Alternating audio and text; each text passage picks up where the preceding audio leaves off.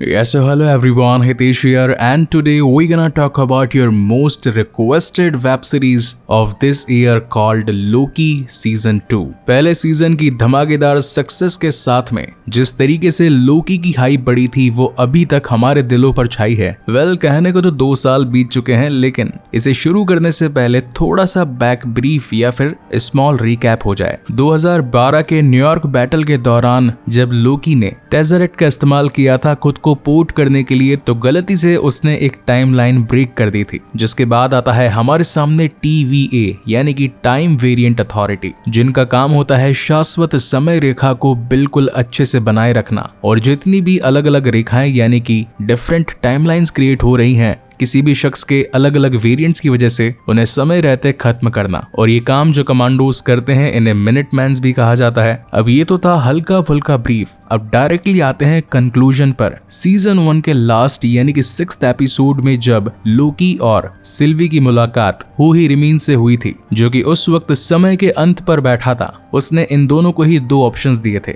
या तो मुझे मारकर राजगद्दी तुम संभाल लो क्योंकि मैं अब इस काम को सैकड़ों हजारों सालों से करता आ चुका हूँ और अब बूढ़ा हो चुका हूँ, बोर हो गया हूँ, और या फिर अगर तुम मुझे मार देते हो तो मेरी ही तरह दिखने वाले मगर मुझसे ज्यादा खतरनाक वेरिएंट्स का सामना करने के लिए तैयार हो जाना। अब उस दिन एक्चुअल में हुआ क्या था वो भी थोड़ा सा ब्रीफ आपको दे देता हूँ। युगों पहले मेरा ही एक रूप 31वीं सदी में पृथ्वी पे रहता था।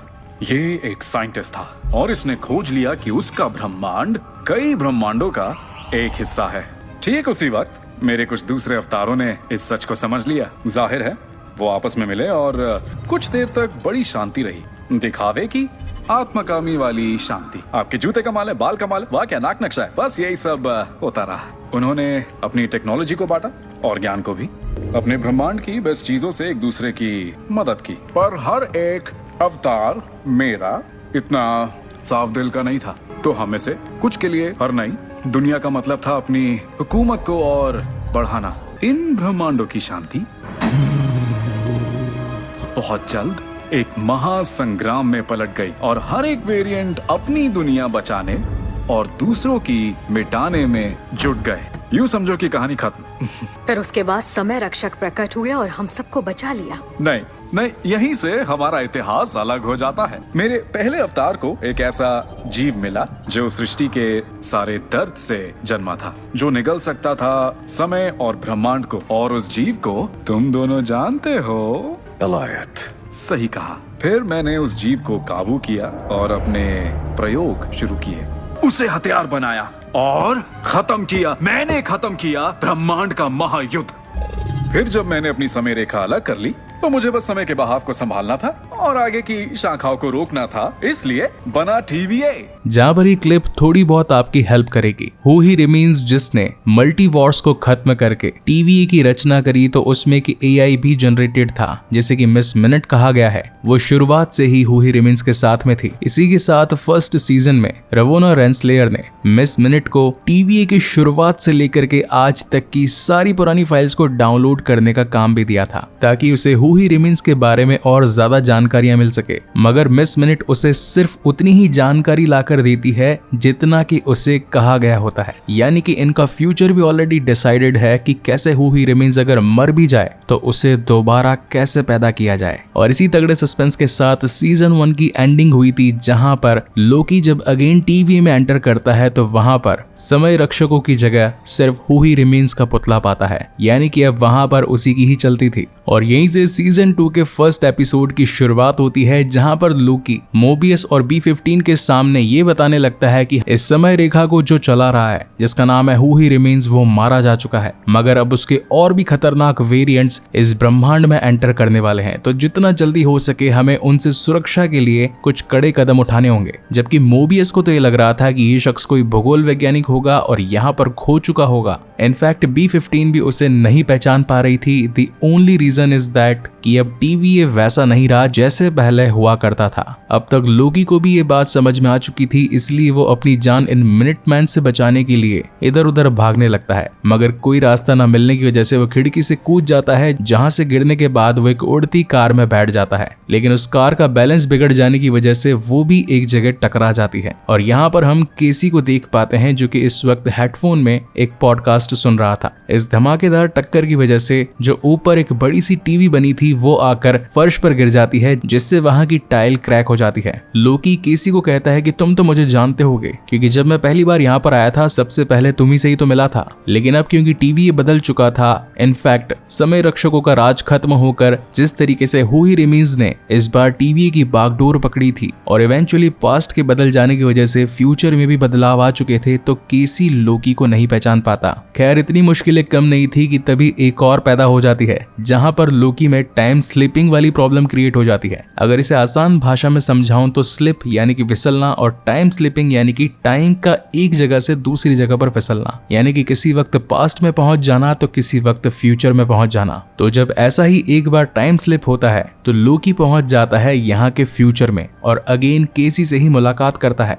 मगर इस बार केसी उसे जानता था, क्योंकि कई सालों पहले जब लोकी की एक कार के साथ इस कांच की टक्कर हुई थी तो बड़ी सी बॉल फर्श पर गिर गई थी, जिसकी वजह से यहाँ की टाइल क्रैक हुई थी और ऐसा बार बार उसके साथ होने लगता है। इसलिए वो जाकर अगेन मोबियस से मिलता है और कहता है कि सबसे पहले तो मेरी इस तकलीफ का निवारण करना पड़ेगा। अब जैसा कि पुरानी वाली कंट्रोलर यानी कि रवोना रेंसलेयर यहाँ पर नहीं थी, तो उसकी जगह एक और नए कमांडर को बिठा दिया जाता है जिसका नाम होता है डॉक्स। इस वक्त B-15 और मोबियस को डॉक्स के सामने पेश किया जाता है, क्योंकि इस वक्त समय रेखा की बहुत सारी अलग अलग रेखाएं खुल चुकी थी। अब नॉर्मली पास्ट में होता यह था कि मिनटमैन्स जाते थे और उस वेरिएंट को खत्म करते थे जिससे कि एक समय रेखा क्रिएट हुई थी, मगर इस बार डिसाइड ये होता है कि ये पूरी की पूरी समय रेखा को ही उड़ा देंगे। अब न जाने उसमें कितने सारे मासूमों की जान जाएगी, उनसे डॉक्स को कोई मतलब नहीं था, जिसके रिप्लाई में B-15 और मोबियस का ये कहना था कि हमें सारी असलियत मालूम चल चुकी है, हम भी कभी अपनी जिंदगी को एक नॉर्मल टाइमलाइन में जिया करते थे,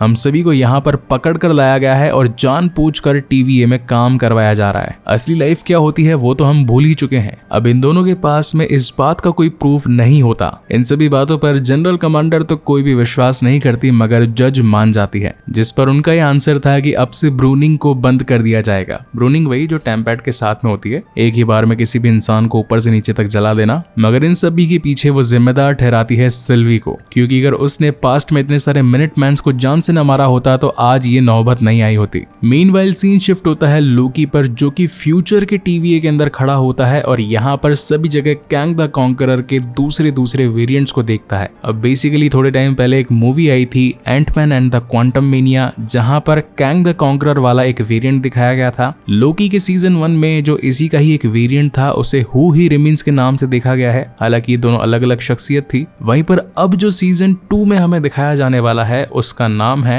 विक्टर टाइमली, और ये उन्हीं पोस्ट क्रेडिट सीन से रिलेटेड है जो कि हमने पिछली मार्वल की मूवीज में देखा है। और देखा जाए तो सारी कहानी शुरू भी तो इसी वेरिएंट के साथ ही हुई थी, जिसका मैंने थोड़ी देर पहले आपको एक रेफरेंस दिया था। खैर लोकी की ये टाइम स्लिपिंग वाली प्रॉब्लम खत्म नहीं हो रही थी, इसलिए अगेन वो पास्ट में पहुंच जाता है, जहां पर इस वक्त मोबियस, B-15 और इन सभी की मीटिंग चल रही थी। लेकिन लोकी यहाँ पर आकर बताता है कि अब जो खतरा आने वाला है वो है हु ही रिमेन्स और उसके बाकी के वेरिएंट्स। अगर विश्वास ना हो तो इस दीवार पर बने नमूनों को देखो। इस बार फाइनली जाकर डॉक्स इन बातों पर बिलीव कर पाती है कि कोई तो बड़ा खतरा आने वाला है, मगर इन सभी को रोका कैसे जाए। इसलिए वो मोबियस के साथ लोकी को काम पर लगा देते हैं, क्योंकि लोकी ने पहले भी हु ही रिमेन्स के पुराने वेरिएंट के साथ में लड़ाई करी थी। लेकिन इसी के साथ जनरल डॉक्स अपने खास मिनटमैन हंटर D-90 को एक काम देती है कि कैसे भी करके सिल्वी को यहाँ पर पकड़ कर लेकर आओ, क्योंकि ये सारी फसाद की जड़ उसी से ही शुरू हुई है। वहीं दूसरी ओर लोकी अभी भी अपने टाइम स्लिपिंग की प्रॉब्लम से जूझ रहा था, जिसके बाद मोबियस उसे बताता है कि TVA में एक शख्स ऐसा है जो कि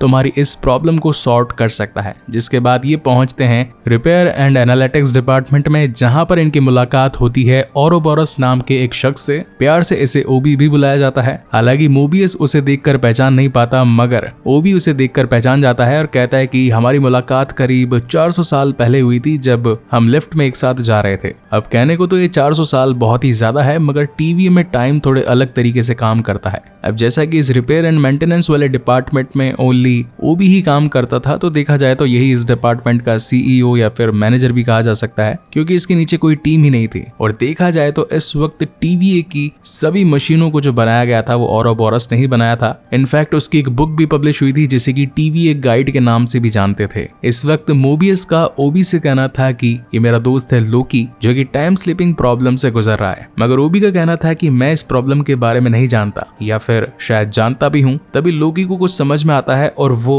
ओबी के पास्ट वाले वर्जन से मिलने के लिए चला जाता है और उसे एक टाइम स्लिपिंग प्रॉब्लम के इशू को रिजॉल्व करने वाली ऑल्टरनेट मशीन को बनाने के लिए कहता है। अब जाहिर सी बात है, अगर पास्ट में वो मशीन बन जाएगी तो फ्यूचर में जब ये प्रॉब्लम क्रिएट होगी तो इसके सोल्यूशन के लिए मशीन उस वक्त मौजूद होगी। तो ये सीन काफी फनी था, क्योंकि पास्ट में जिन भी प्रॉब्लम्स का सामना ओबी कर रहा था, लोकी उसे हेल्प करके उस मशीन को बनाने में प्रॉपर गाइड कर रहा था, जिसके बाद प्रेजेंट वाले टाइम के अंदर लोकी को फाइनली वो मशीन मिल जाती है। वेल, मशीन तो इनके हाथ में आ चुकी थी, लेकिन इस प्रोसेस को करना आसान नहीं था, क्योंकि इस प्रोसेस को कंप्लीट करने के लिए इन्हें जाना था टेम्परल लूम में। यहाँ पर कुछ छोटे छोटे एक्समैन से रिलेटेड रेफरेंसेस भी देखने को मिलते हैं, तो माइट भी हो सकता है कि डेडपूल 3 के बाद में एक्समैन वाली कंप्लीट सीरीज या फिर फ्रेंचाइजी आगे जाकर मार्वल में कनेक्ट हो जाए। उसकी बातें किसी और वीडियो में भी कर लेंगे। Now coming back to the main story. जब यहाँ के शटर्स ओपन होते हैं तो हम देख पाते हैं कि शाश्वत समय रेखा की बहुत सारी ब्रांचेस निकल चुकी हैं। इसे सिर्फ एक ही आदमी कंट्रोल कर सकता था, जो कि था हू ही रिमेन्स, लेकिन अब वो भी मर चुका है, तो इस लूम को कंट्रोल करने वाला कोई नहीं था। और अब जबकि इतनी सारी ब्रांचेस निकल चुकी थी तो लूम पर लोड बहुत ही ज्यादा बढ़ रहा था, और इसी लोड की वजह से बार बार लोकी टाइम स्लिप कर रहा था। तो अब सोल्यूशन ये था कि लोकी को खुद को ब्रून करना पड़ेगा, वो भी उसी टाइम उसी वक्त में जब मोबियस एक सूट पहनकर बाहर टेम्परल रूम के मेन शाश्वत समय रेखा के बीच में इस एक्सट्रैक्टर को लगा दे और चालू कर दे। अगर इस बीच थोड़ी भी देरी हुई तो मोबियस के शरीर से उसकी चमड़ी पिघल जाएगी, मांस वास सब गायब हो जाएगा और जिंदगी भर लोकी कभी वापस नहीं आएगा। और ऑलरेडी जो टेम्परल रूम एग्जॉस्ट हो रहा है उससे पूरी दुनिया, पूरा ब्रह्मांड भी खत्म हो जाएगा। यानी कि अब पूरा दारोमदार इन्हीं पर ही टिका हुआ था।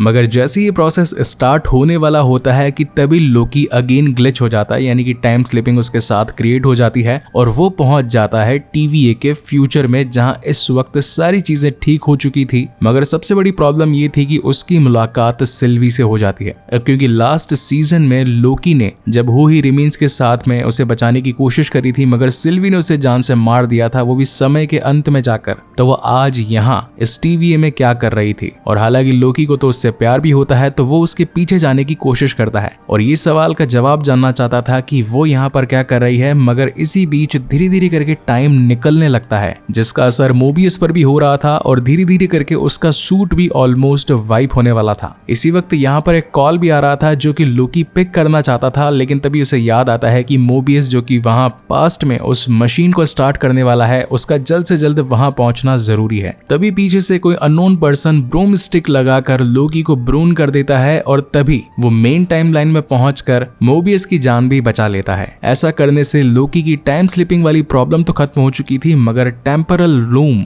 जिसकी ब्रांचेस बहुत ही ज्यादा बढ़ चुकी थी, उसका लोड अभी तक खत्म नहीं हुआ था। इसी के साथ 2-3 क्वेश्चंस भी जनरेट हो जाते हैं, जैसे कि लोकी को पीछे से ब्रून किसने किया था, इनफैक्ट उस टाइम पर कॉल किसका आ रहा था, उस लूम में एक्सट्रैक्टर के यूज करने पर अब और कितनी ज्यादा बर्बादी हो सकती है। इसी के साथ फर्स्ट सीजन में जब हू ही रिमेन्स ने मरने से पहले सिल्वी से कहा था कि मैं कैसे भी करके वापस आ जाऊंगा और हमारी तुम्हारी मुलाकात दोबारा होगी। तो इन्हीं सारे तगड़े सस्पेंस के साथ ये शानदार एपिसोड यहीं पर खत्म होता है, जिसके बाद इसका एक पोस्ट क्रेडिट सीन भी आता है जहां पर हमें 1982 ब्रंक्सटन ओक्लाहोमा नाम का शहर दिखाया जाता है, जहां पर हम सिल्वी को देख पाते हैं और ये आई होती है डायरेक्ट समय के अंत से हू ही रिमेन्स को खत्म करने के बाद में, जिसके बाद वो मैकडॉनल्ड्स के अंदर एंटर करती है और यहाँ पर आम लोगों की आम जिंदगी को देख पाती है। रिसेप्शनिस्ट के पूछने पर सिल्वी बताती है कि उसे यहाँ की हर चीज ट्राई करनी है, मतलब कि वो वहाँ मौजूद सभी चीजों को खाना और टेस्ट करना चाहती थी। और इसी के साथ ये तगड़ा एपिसोड यहीं पर खत्म होता है। हालांकि इनके सवाल हमें आगे आने वाले एपिसोड्स में जरूर मिलेंगे, सो उन्हें देखने के लिए चैनल को सब्सक्राइब करना मत भूलिएगा। और अगर वीडियो पसंद आया हो तो इसे लाइक, कमेंट, शेयर जरूर कीजिएगा। मैं जल्द ही इसका सेकंड एपिसोड लेकर आऊंगा। सो तब तक के लिए keep watching and stay safe. मिलते हैं अगले वीडियो में।